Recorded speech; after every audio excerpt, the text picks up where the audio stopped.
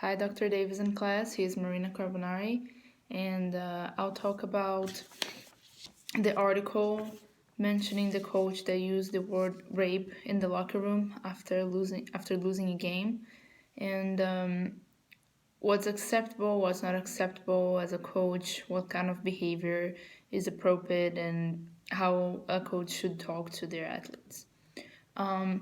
First, I wanted to make a link between this discussion and discussion number 5, where we talked about youth athletes dropping participation in sports, and one of the reasons being bad coaches.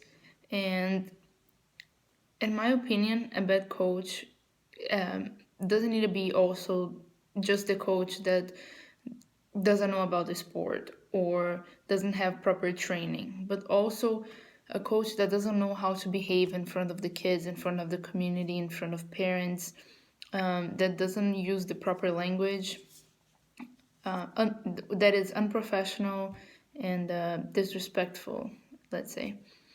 In an article that I found at Sports Psychology Today, it says that youth coaches are critical to kids' sports experience.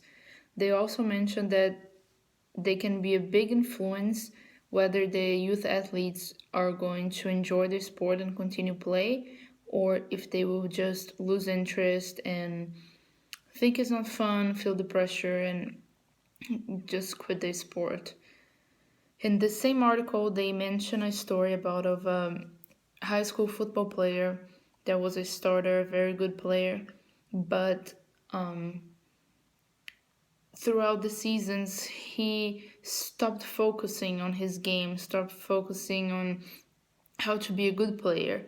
He said that the coach would humiliate him and other athletes, that he didn't feel comfortable anymore, that he was scared to take risks, to make mistakes, and that all the work that him and his teammates would do was never enough for the coach. So with that, he decided to quit. I don't even think he finished playing in high school. So the coaches, in my eyes, are a big role model for the kids, even in college. I've always seen my coaches as a role model to me because I want to be a coach, so I want to learn with them, and I want to pick a little bit of each coach that I have and kind of build my philosophy with it. And I really think it's important to treat the athletes and even the media or the parents, the community, with respect and being professional. Sometimes I understand that during the game you have that adrenaline,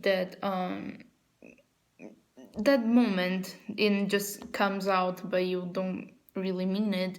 In the article says that he apologized, but it's not an excuse. That's not acceptable.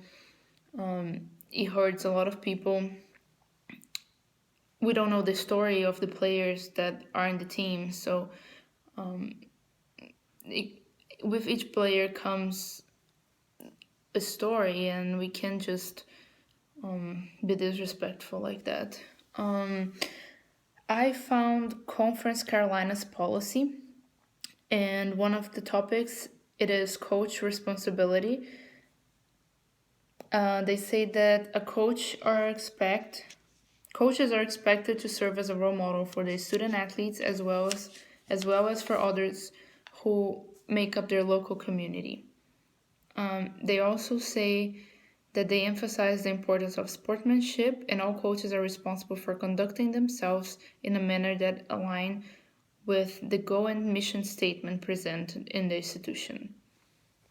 And at the last sentence, they state that a coach should demonstrate respect for their opponents, fans, officials, and administrative staff members. So we see it's something very common, very present in many conferences, NCAA, and I'm sure it's not different to professional players or high school or whatever age you are. A coach needs to be respectful, needs to be a good example of a role model. And I understand that sometimes things come up your head, but you need to control yourself and know what you're talking about. Um, I also found a newspaper from New Zealand that a soccer coach gives an interview and says that the language of coaching is changing. He says that he connects with his players being friendly, and he mentions that a coach nowadays is also being a friend, a teacher, a counselor, a guide.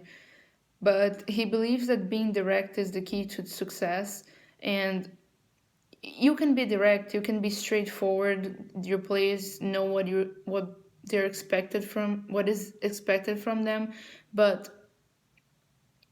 even though you have the right language to be using and at the same time be professional. So he says that direct is the key to success. But I'm sure that he has a good behavior and use a proper and professional language to talk with his athletes no matter what age they are.